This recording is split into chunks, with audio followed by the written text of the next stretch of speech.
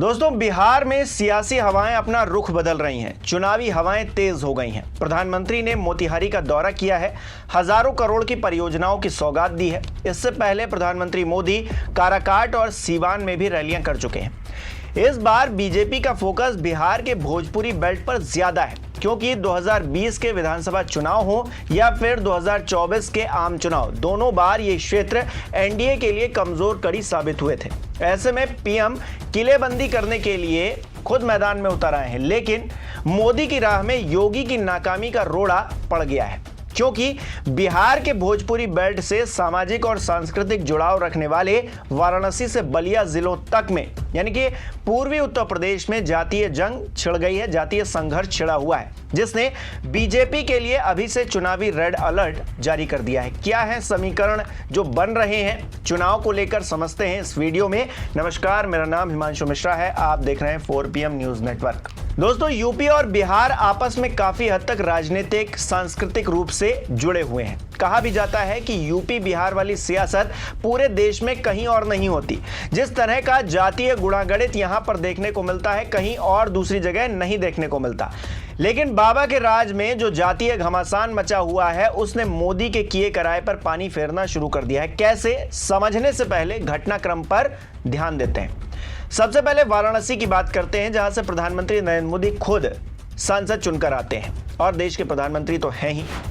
चौबेपुर के छितौना गांव में संजय सिंह और भोला राजभर, दो परिवारों की लड़ाई ने जातीय संघर्ष का रूप ले लिया है।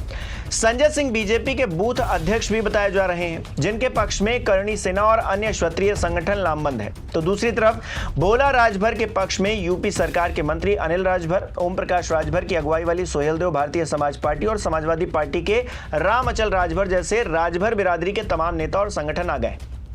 यूपी सरकार के मंत्री ओम प्रकाश राजभर के बेटे और सोहेलदेव भारतीय समाज पार्टी के महासचिव अरविंद राजभर के छितौना मार्च के दौरान करणी सेना और एक जाति विशेष के लिए गालियां और अपशब्दों का इस्तेमाल करते हुए नारेबाजी की गई थी, जिसका वीडियो सामने आने के बाद पुलिस ने 2 लोगों के खिलाफ केस दर्ज कर लिया, जिसमें राजपूत बिरादरी से आने वाले राजेश सिंह राजपूत का नाम भी शामिल है। इस केस के बाद क्षत्रिय संगठनों का आक्रोश और भड़क गया है। क्षत्रिय संगठन प्रशासन की तमाम कवायदों और बंदिशों के बावजूद 15 जुलाई को छितौना जाने के लिए सड़कों पर उतर आए थे और उनकी पुलिस के साथ तीखी नोकझोंक भी देखने को मिली थी। जिस व्यक्ति पर केस ने क्षत्रिय आक्रोश को और हवा दी है, उसके परिवार की जड़ें भी बिहार से जुड़ी हुई हैं। जी हां, आपको ये जानकर हैरानी होगी, 2017 में यूपी की सत्ता पर बीजेपी के काबिज होने से पहले हिंदू युवा वाहिनी की वाराणसी महानगर इकाई के उपाध्यक्ष रहे राजेश सिंह राजपूत का परिवार मूल रूप से बिहार के कैमूर जिले का रहने वाला है। ऐसे में वाराणसी का जातीय संघर्ष बिहार तक पहुंचने की पूरी उम्मीद है, जो बीजेपी के लिए एक सरदर्द है। वाराणसी में राजभर बनाम राजपूत की लड़ाई है, तो बलिया में भी रसड़ा के चेयरमैन और श्रीनाथ मठ के महंत के बीच में हुए विवाद ने राजपूत बनाम वैश्य की शक्ल ले ली है। श्रीनाथ मठ पूर्वी यूपी के साथ ही बिहार और अन्य इलाकों में रहने वाले सेंगर राजपूतों की आस्था का बड़ा केंद्र है। मठ के महंत कौशलेंद्र गिरी और नगर पंचायत अध्यक्ष विनय शंकर जायसवाल के बीच में पिछले दिनों एक आध्यात्मिक आयोजन को लेकर मारपीट हो गई थी। महंत ने चेयरमैन विनय शंकर जायसवाल के खिलाफ केस भी दर्ज कराया था, जिसमें उनकी गिरफ्तारी हुई थी। चेयरमैन बीजेपी से जुड़े हुए हैं और वो जिस वैश्य बिरादरी से आते हैं, वो भी बीजेपी का कोर वोटर मानी जाती है। यानी कि सिरदर्द यहां पर भी है कि वोट बैंक किस तरह से प्रभावित हो रहा है, आप देख रहे हैं। अब सवाल यह है कि पूर्वी उत्तर प्रदेश के जातीय संघर्ष का कितना असर बिहार के चुनाव पर पड़ेगा। इसे समझने के लिए बिहार और पूर्वी उत्तर प्रदेश के भोजपुरी बेल्ट के बीच संबंध को समझना होगा। दरअसल ये क्षेत्र न सिर्फ भाषाई बल्कि सामाजिक और सांस्कृतिक रूप से भी काफी करीब है। इन इलाकों के बीच में रोटी बेटी का संबंध है। वाराणसी के अंदर कैमूर, रोहतास, भोजपुर समेत बिहार के भोजपुरी भाषी जिलों के लोगों की भी बड़ी आबादी है। वहीं बिहार के बक्सर में यूपी के गाजीपुर और बलिया जिले के सीमावर्ती इलाकों के लोग भी अच्छी खासी तादाद में रहते हैं।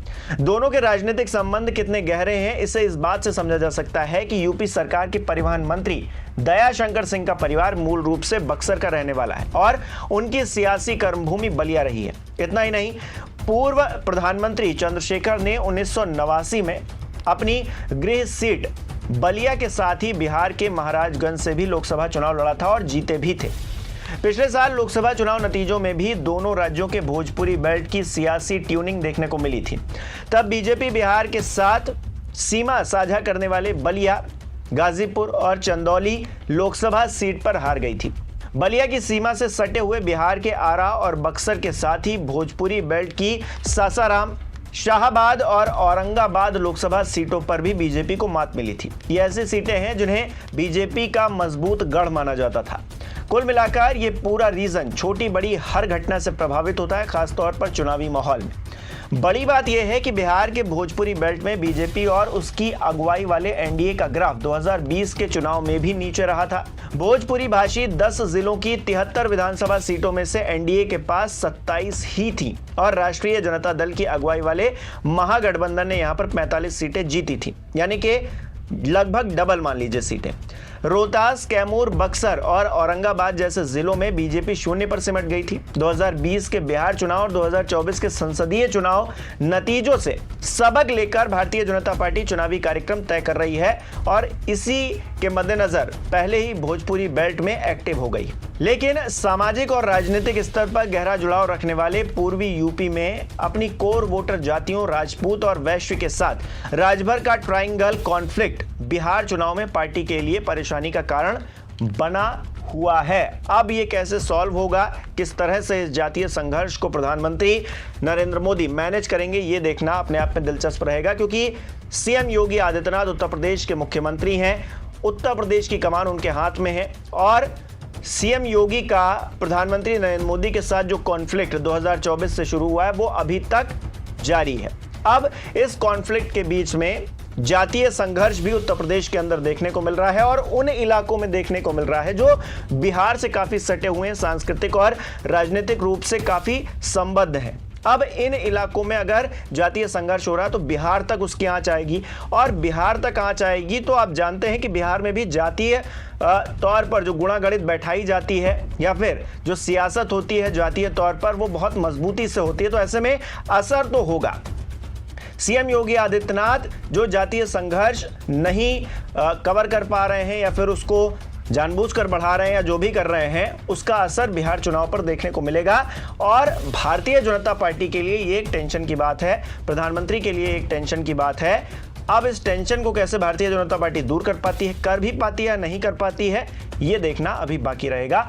आप इस पूरे जातीय समीकरण को किस तरह से देखते हैं हमें कमेंट करके बता सकते हैं। साथ ही इस वीडियो को लाइक भी कीजिए, कमेंट भी कीजिए, शेयर भी कीजिए और अगर हमारे चैनल को सब्सक्राइब नहीं किया है तो वो भी कीजिए।